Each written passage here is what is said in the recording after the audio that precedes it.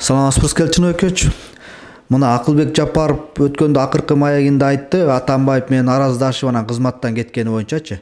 Бирок бул тууралуу Темирлан башкача маанин айтты да. Сиз кайсы көз карашты туура деп эсептейсиз? Şu men таң калам да, кыргызда мындай сөз бар болчу да. Калк айтса, калп айтпайт деген. Азыр калп айтса, калк айтпайт деген сөзгө алмашып калды.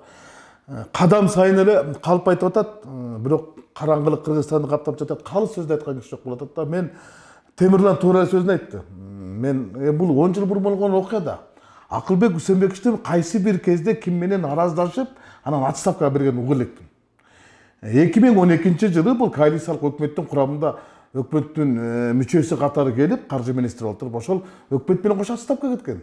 Бабанов Эмилбек Токтогуловдун өкмөтү менен. Анан араздашып кетти дегени бул карандай калп болчу да. Анан кийин мындай да ошол мен айтып атпайбы Акылбек Үсөнбекович ошо түндүк түштүк жолдун курулушу, датка кемин проекттерине карыз акчалган болбойт. Мен ошого каршы чыккан үчүн Атамбаев кетир депчи ошо таң каласың баягы Айтматов атабыздын айткан сөзү бар го мындай. Адамга адам болуш кыйын депчи. Акылбек мырзага деле акыл келиш кыйын экен да. Эми жок дегенде адамдын адамдык пейзаж болот да мындай, көрүнүшү, пейзаж. Ошондой да калбай калганбы дейм да. Апырт элеп атат. Анан элдин баары айтып атат, 30 жылда мындай болгон эмес, 30 жылда мындай болгон эмес депчи. 30 жыл мен билгенде Кыргызстанды ушул Акылбек Үсөнбекович башкарып келатат го экономикасы. 3 жолу депутат болду, 3 жолу экономика министри болду, 2 жыл финанс министри болду, 2 жыл вице-премьер болду. 30 жылдан бери ушул эле келип атат. Анан 30 жылдан бери мындай болгон эмес деп. Мына ошол эле түндүк түштүк жолу айтып атпайм, мен ошого каршы чыккан кредит албаш кетчи. Ачылышына Акылбек Үсөнбекович өзү барды, ак калпагын кийип алып, лентасын кесип ачты, анан ачканда минтип айтты. Ушу Кытай эл республикасына рахмат деди. Кытайдын элчиси барганда. Рахмат, ушундай татаал ири курулушту колдоп бергениңерге, кредит бергениңерге ыраазычылык билдирди. Ал тургай Садыр Нуркожоевичтин энчилүү саатын подарка кылды. Ошолго берди, ыраазычылык билдирип. Анан айтпады, түндүк түштүк альтернатив жолу бул Кыргызстандын экономикасына олуттуу салым кошот деп айтты. Анан кантип ушу таң каласың да ошол мен каршы чыккам дегенечи.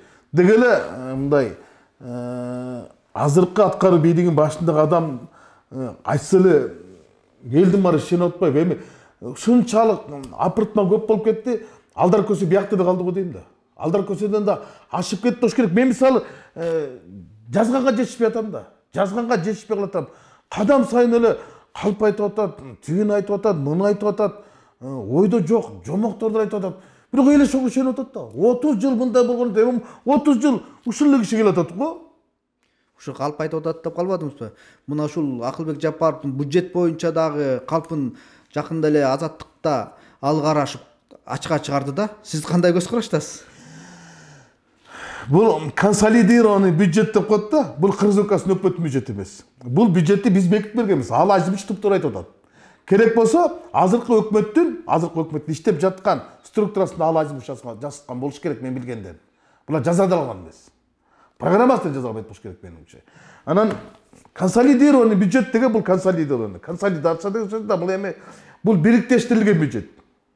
Анан айтып атпайбы? Быйыл 300 миллиардка жеткирдик, эмки жыл 400 миллиардка жеткиребиз депчи.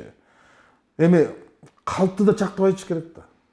Бюджет деген мен мурда айтканса бул Кыргыздын бюджет деген сөз болуш керек депчи. Бүт ошол жерден жашат. Анан консолидированный бюджет деген бул Кыргызстандын жергиликтүү айыл өкмөтүнүн, Кыргыз өкмөтүнүн, соцфонддун, фомустун бардык бюджетти кошкондо ошол бюджет деп коет. Кыргызстандын жалпы бюджетин айтат, консолидированный бюджет депчи. Бул ошол бюджетти алып алып анан кийин айтып атса, элдин баары таң калып атпайбы? Апей, бул Атамбаевдин убагында, Сооронбайдын убагында, Акаев, Бакиевдин убагында бюджет мынчалык өскөн эмес эле депчи. Өссө көрөт эле койгон.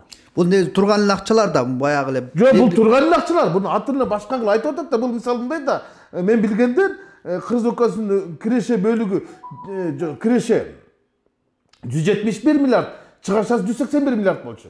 Бул чыгашасын алды 181. Анан кийин соцфонддун 62 миллиард 458 миллион сом болчу. Аны кошту. Фомустук болчу 15 миллион 300 миллион. Аны кошту. Жергиликтүү бюджет кошкондон аланды кошкондо ошол эле.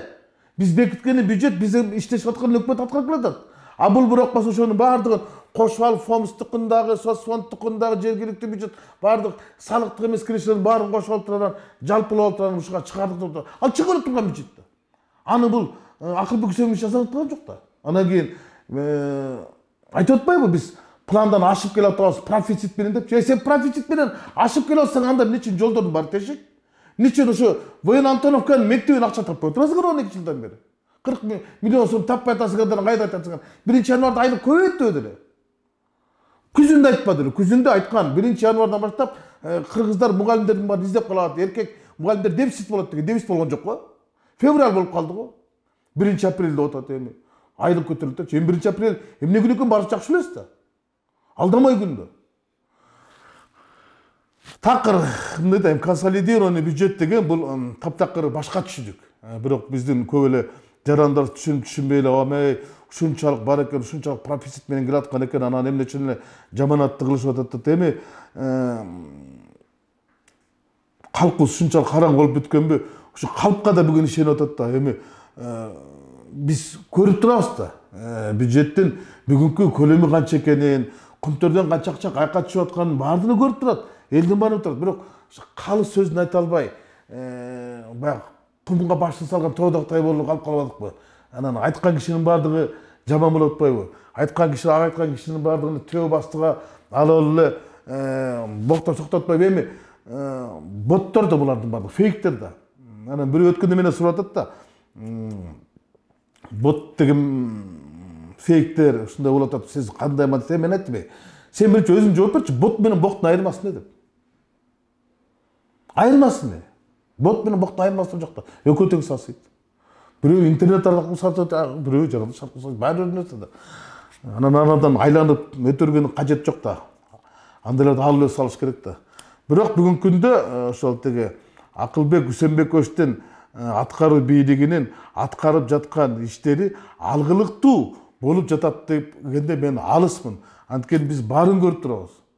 Кайсы жактан канча салык түшүп атат, кайсы жак тармакка кетип атканын булар мындай кылышпады эле. Бир убакта билесиңби? Былтыр эле ошол өкмөттү февралда 1 жыл мурун баардыгын эффективдүү управление кылабыз дешип, саламат сактоо министрине соцразвитияны кошуп, бажы менен кызматы менен салык кызматын бириктирип, экономика менен финансы министрин бириктирип, Финразвития 9 неменин баардыгын Акылбек Үсенбековичке берген болчу. Туурабы? Айтеги эмне болду? Эффективдүү иштейт деген өкмөттүн структурасы эффективсиз иштеп калды, бирок бир да киши жооп берген жок. Мына ошо май айында мынагы Алмаз Бейшеналиевди кетиргенбиз. Бүгүн кайта алып келип атабыз. Канаке баягы инвестиция министрлиги деген. Министрлик жок, министр Алмамбет Насырханович өзү да жок болуп кетти. Көргөн киши жок. Анда эмнеге инвестиция министрлиги түздүк, инвестор чакырабыз деп. Келбей койгон үчүн кайта алып салдык бул. Же эксперимент жасалганбы бул? Элгеби? Эмне үчүн анда баардыгын кошуп туруп, анан кайта 5 айдан кийин кайта ажыраттырып салды. Бул болбойт экен деп. Мына ушул баардыгында Акылбек Үсенбекович өзү турганда. Ошол бюджеттин деле өзгөртүү толуктоону ушул киши алып келгенде бизге жогорку. Биз бекитип бергенбиз да. Анан кийин эле биз бекитип берген бюджет болсо, Кыргыз өлкөсүнүн өкмөттүн бюджети бул консолидациялык бюджет менен алмаштырып айтып алса, отуруп алып таң калат экенсиң, ой тоо, укмуштуунун төз жолго депчи. Чоң рахмат.